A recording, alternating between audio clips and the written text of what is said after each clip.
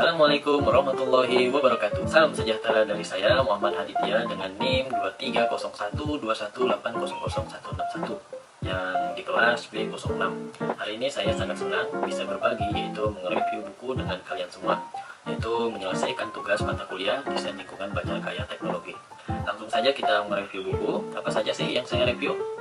Judul yang saya ambil adalah Teaching with Asynchronous Video, yang dimana mengajarkan video dengan asinkron. Untuk penulisnya yaitu dari Richard West dan Jared Sproul, yang dimana untuk mengapa saya mengambil untuk mereview buku ini, jadi saya membahas sebagai aspek penting dalam pembelajaran online. Jadi termasuk penggunaan video asinkron, partisipasi instruktur dalam diskusi online, memberikan umpan balik yang ramah dan tips untuk membuat video yang berkualitas.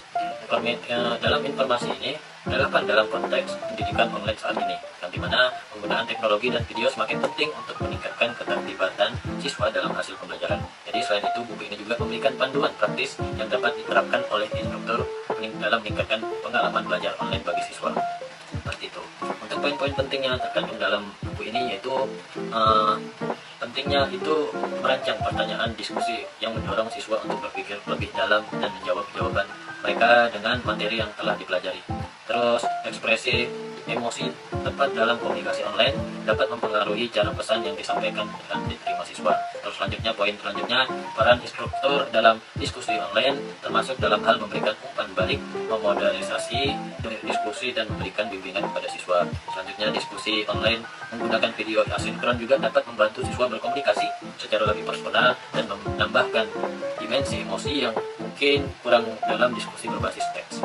Tips untuk membuat video pembelajaran berkualitas seperti menjaga kualitas audio, pencahayaan yang baik, kontak mata, dan latar belakang yang menarik, dan menyampaikan materi secara natural dan singkat. Jadi semua poin di atas merupakan hal yang penting perlu dipertimbangkan dalam merancang dan melaksanakan pembelajaran online yang efektif. Untuk contoh penerapan poin yang penting di dalam kehidupan sehari-hari, yaitu menunjukkan ekspresi emosi yang tepat. Maksudnya itu ketika berkomunikasi dengan rekan kerja atau teman, penting untuk mengekspresikan emosi dengan tepat. Misalnya, ketika kita menyampaikan rasa senang atau terima kasih, pasti ekspresi kita atau wajah kita dan nada suara kita ini sesuai dengan pesan yang ingin disampaikan.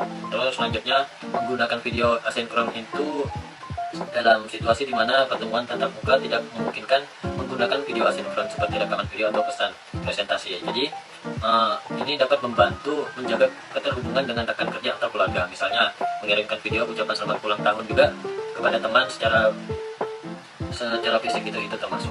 Nah, selanjutnya itu contohnya itu merancang pertanyaan diskusi mendorong berpikir mendalam. Saat diskusi dalam kelompok atau rapat, merancang pertanyaan memicu pemikiran mendalam dapat membantu memperoleh pemahaman yang lebih dalam tentang topik yang dibahas. Contohnya itu bagaimana penerapan kebijakan ini terhadap masyarakat. Nah, itu daripada hanya bertanya apakah kebijakan ini baik. Nah, untuk memberikan umpan balik, terus selanjutnya memberikan umpan balik yang konstruktif.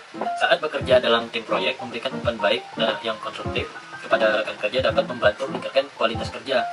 Misalnya memberikan pujian atas kontribusi yang baik dan memberikan saran perbaikan dengan cara yang membangun.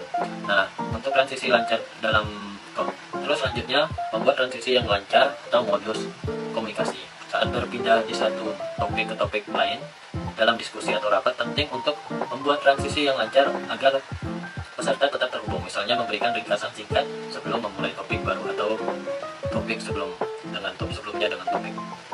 Terus, keterkaitan hubungan dari buku ini dengan cara memfasilitasi belajar itu seperti apa? Itu misalnya, penggunaan video asinkron dalam pembelajaran online dapat meningkatkan keterlibatan siswa dan memperkuat hubungan manusia antar instruktur dan siswa. Selain itu, merancangkan pertanyaan diskusi yang mendorong pemikiran mendalam tepat, membantu siswa dalam memahami materi secara lebih baik dan meningkatkan kinerja belajar mereka. Serta memberikan umpan balik yang konstruktif juga merupakan strategi efektif dalam memfasilitasi belajar dan meningkatkan kinerja siswa. Dengan ini, dari penerapan prinsip-prinsip yang kita bahas di buku ini, itu membantu dalam memfasilitasi proses belajar yang efektif dan meningkatkan kinerja. Jadi pendidikan online maupun situasi pembelajaran lainnya. Jadi kesimpulannya, penggunaan video asinkron dalam pembelajaran online ini memiliki peran penting dalam meningkatkan keterlibatan siswa. Sekian, terima kasih telah menyaksikan. mudah-mudahan itu saja dari saya. Saya Muhammad Eltia. Saya harap kalian menikmati dan memahami konten yang saya bagikan hari ini. Nah, jangan lupa untuk share dan subscribe agar kalian tidak ketinggalan konten-konten menarik selanjutnya. Sampai jumpa di video berikutnya. Tetap semangat, jangan lupa membaca buku. Selamat tinggal. Dadah.